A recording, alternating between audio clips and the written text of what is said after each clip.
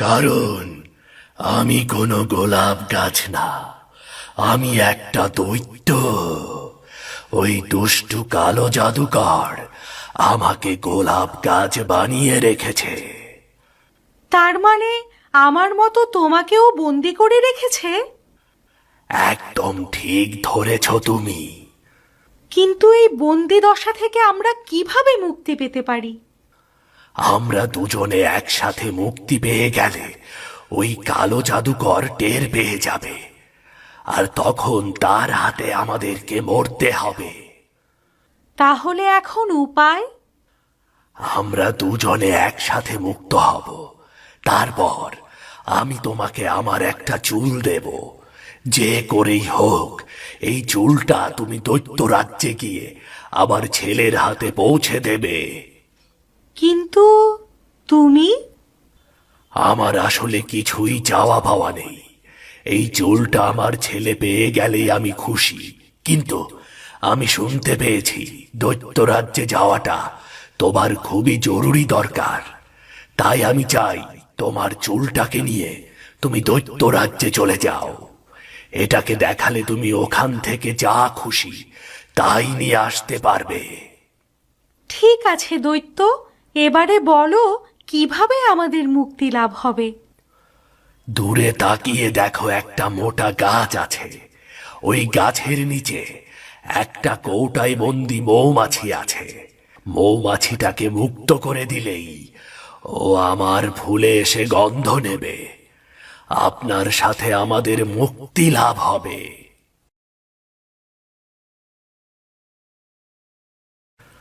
দৈত্যের কথা মতো মধুমতি তাড়াতাড়ি গিয়ে মৌমাছিটাকে মুক্ত করে দেয়, আর মৌমাছিটা উড়ে এসে গোলাপ ফুলের ওপরে বসে। তখনই গোলাপ ফুলটা দৈত্যে পরিণত হয়ে যায়। দৈত্য তার মাথার একটা চুল ছিঁড়ে মধুমতিকে দেয়। তোমার এই উপকার আমি কোনোদিন ভুলবো না দৈত্য। তুমি আর এক মুহূর্ত দেরি করো না মধুমতি। এখনই ওই কালো জাদুকর এসে পড়বে। নিশ্চয়ই এতক্ষণ ওর কাছে খবর চলে গেছে। তুমি আমার চুলটাকে হাতের তালুতে রেখে চোখ বন্ধ করো, তাহলে খুব তাড়াতাড়ি দৈত্য রাজ্যে পৌঁছে যাবে। দৈত্যের কথা মতো চুলটাকে হাতের মুঠোয় রেখে মধুমতি চোখ বন্ধ করে। চোখ খুলতেই মধুমতি দেখতে পায় সে দৈত্যরাজ্যে এসে গেছে। জানি না এতক্ষণে ওই কালো জাদুকর দৈত্যর কি হাল করেছে। না, আমার আর এক মুহূর্ত দেরি করলে চলবে না। এক্ষুনি দৈত্যরাজ্যের ভিতরে ঢুকতে হবে।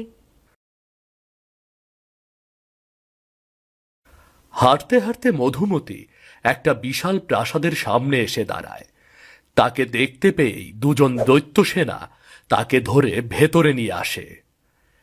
তোর সাহস তো কম নয় মেয়ে, তুই আমার অনুমতি না নিয়েই আমাদের রাজ্যে ঢুকে পড়েছিস। ক্ষমা করে দিন দৈত্যরাজ, আমি বড় বিপদে পড়ে আপনার রাজ্যে এসেছি।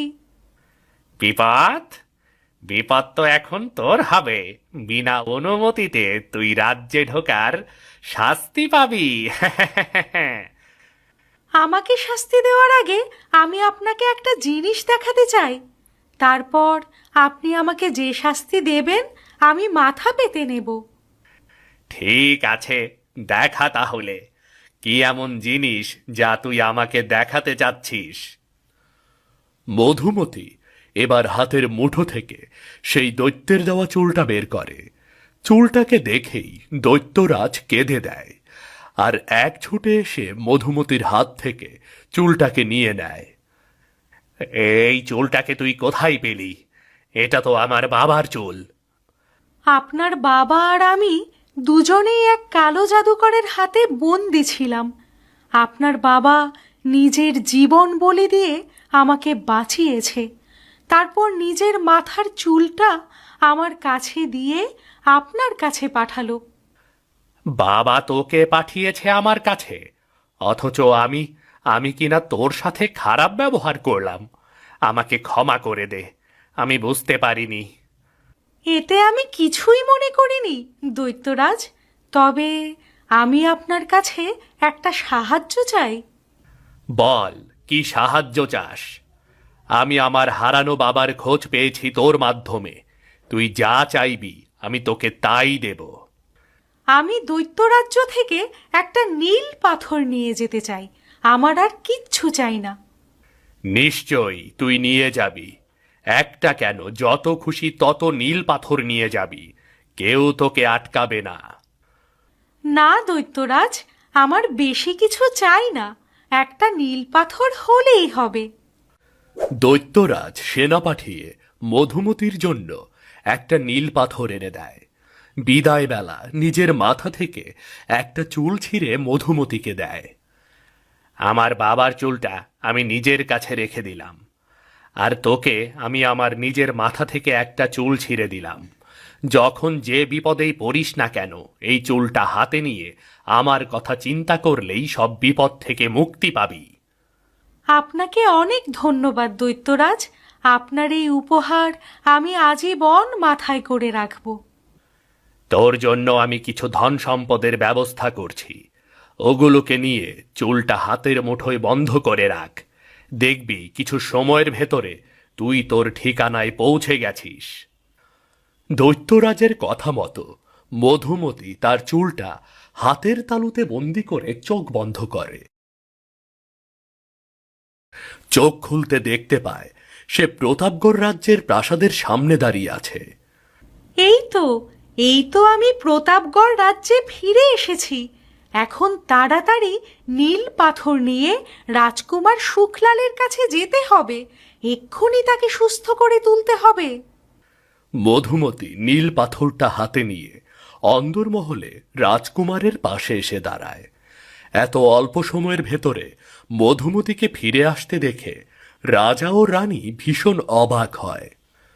এই আমি দৈত্যরাজ্য থেকে আনা নীল পাথরটা রাজকুমার সুখলালের মাথায় রাখলাম।